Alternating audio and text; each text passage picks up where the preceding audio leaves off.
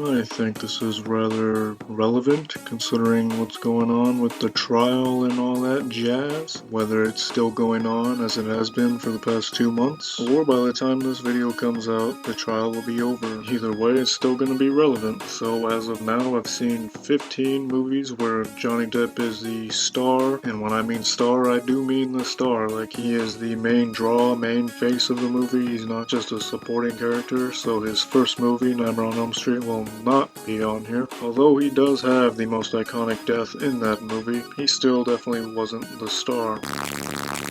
This cannot be good. And at last place, number 15, Alice in the Looking Glass. What a boring fucking movie. I couldn't tell you the plot of it. I've seen it once. I think I might have almost fallen asleep watching it. And obviously, Johnny Depp, when it comes to the Alice in Wonderland movies, he doesn't play Alice, so it's like, in a way, he's not the main character, but clearly he was the main selling point. He's on all the posters as the Mad Hatter. So much so that they made the Mad Hatter a much bigger character than he actually was in the animated movie. Simply because it was Johnny Depp. So if I had to give it a rating, it'd probably be like a 4. What's the score here? What's next? Number 14, I got Fear and Loathing in Las Vegas. I wouldn't exactly say this is a bad movie. I just don't feel the need to ever really watch it again. I've seen it the one time. I don't really remember much about it. It's clearly a movie you're meant to watch while just fucked out of your mind. So trying to watch it when you're not fucked out of your mind, it's kind of uninteresting. There's a few funny moments here and there, but overall as a story, it's not that good. But I mean, if you're a fan of Johnny Depp, then it's something to check out at least once. And I'll give it like a 6 out of 10. Jack, move! I'm so sorry, were you still talking? Number 13, Pirates of the Caribbean 5, or I guess Caribbean, depending who you ask, who gives a shit how you pronounce it, which originally is called Dead Man Tell No Tales, which apparently on Disney Plus they call it Salazar's Revenge. They decide to rename it, which is goofy as hell, but either way, it's not going to save it from its god-awful story. This is easily the worst written Jack Sparrow compared to the other 4 by a long shot. Like, Jack Sparrow's always been a goofy character, but he's just a bumbling fucking idiot in this movie, and I hate it. And their quest to get Poseidon's trident, I think, just not good. All the new characters are bad. Orlando Bloom and Keira Knightley's in it for like all of 2 minutes, which is pretty funny, but if you just like something to put on, I guess, some kind of fast pace. I mean, it's a very quick paced movie, I'll give it that. So I'll give it like a 6 out of 10. What a spell. With this, I must admit, they have not aged a day. Number 12 is Dark Shadows. Definitely not as bad as I thought it would be, just never really interested me, but once I actually saw it, I was like, yeah, it's alright. Definitely a lower tier Tim Burton movie, but it still feels and looks very Tim Burton. They still got Danny Elfman doing the music, which I love, but overall it's just a very inoffensive movie. It's got some decent comedy in there. Despite being lower tier, it's still pretty enjoyable, and I'll give it probably like a 6.5.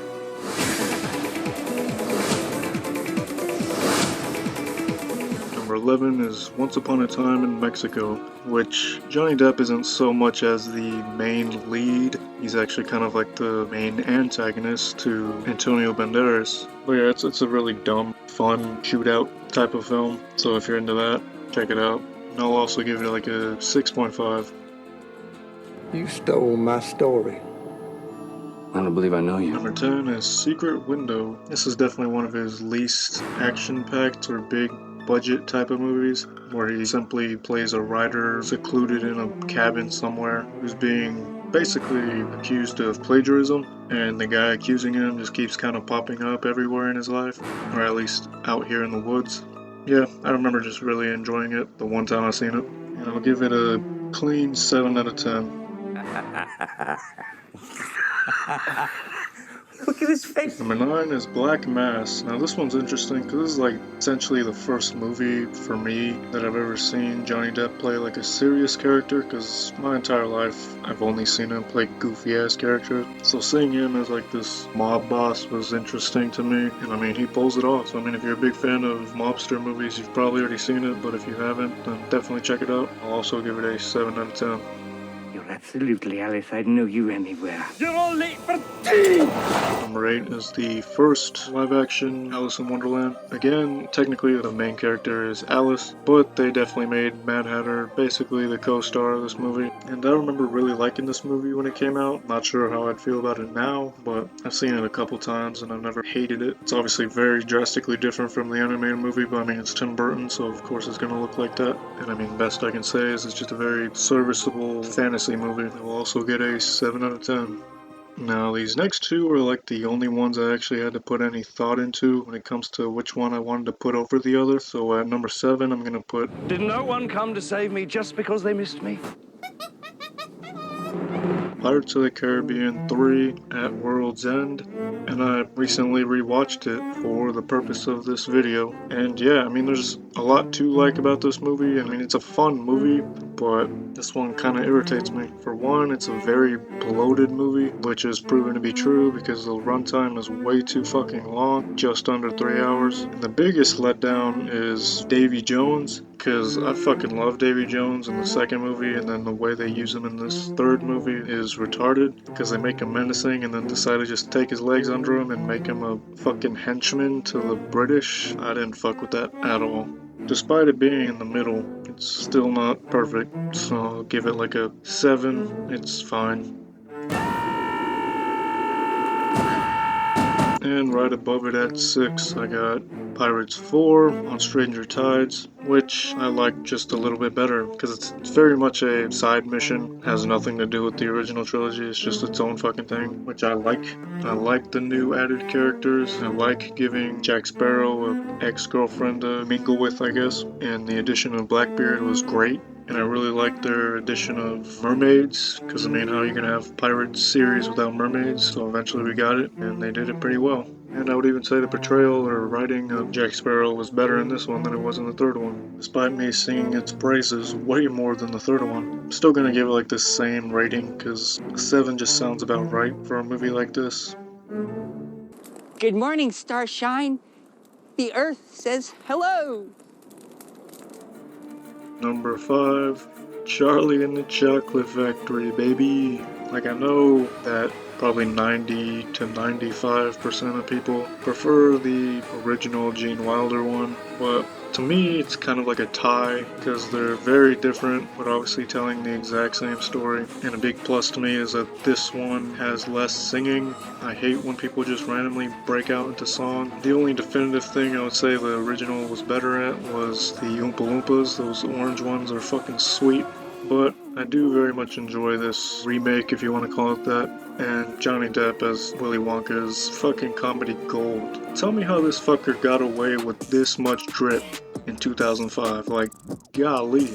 And all the kids are serviceable. I would actually probably say the kids are better in the old one too, but probably the design of the actual factory I kind of like better in this one. And I mean, hell, we get a flashback to fucking Count Dooku as a dentist. Like, that's pretty sweet. But yeah, I don't know, if you hate this movie, you're wrong. 7 out of 10. Number 4 is Ringo. This is a great animated movie, which I'm not even sure if the first time I watched it, if I knew it was Johnny Depp or not. I just saw a talking iguana and was like, yeah, that's pretty sweet. And to be honest, this might be my favorite Western movie of all time. I mean, it's simple enough, just a iguana falling into a Western town that's just running out of water and being tormented by a giant rattlesnake. It's so dumb describing it, but it's really entertaining. And I'll give it a 7.5. Those things are cool. Can I bring them to show and tell on Monday? Number 3, Edward Scissorhands. Easily Tim Burton's best movie. I rewatched it like, a couple months ago. I would say it gets better with every rewatch. Like, how the hell are you gonna have a movie so bleak in its usual Tim Burton tone, but somehow still have a fuck ton of color in there with how colorful this town looks? I mean, Johnny Depp doesn't even say much in this movie. He probably speaks like 4 or 5 times, but this is still probably his top 3 greatest characters. And if you haven't seen it somehow, it's pretty fucking good. I'll also give it a 7.5.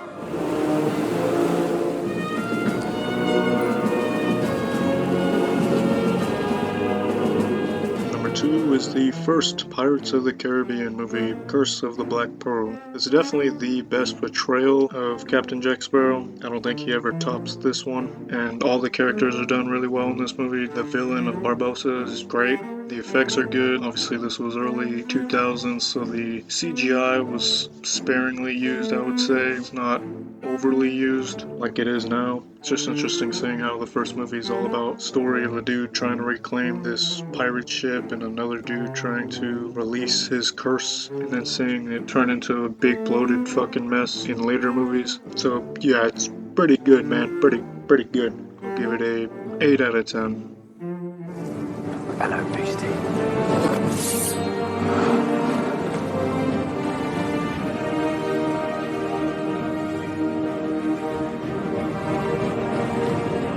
But just above it at number 1, I'm gonna go with Pirates of the Caribbean, Dead Man's Chest, and the introduction of Davy Jones is great.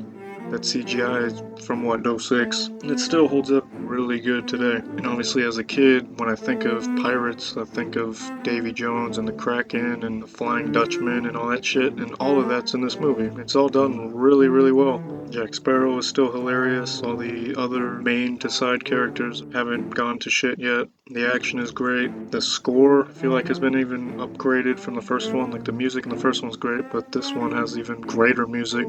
And yeah, I just really, really enjoyed it. And I'll also give it a 8 out of 10. Alright, I'm done. I have a right as an American to talk about what happened to me. That is one big to pile own of my shit. story and my truth.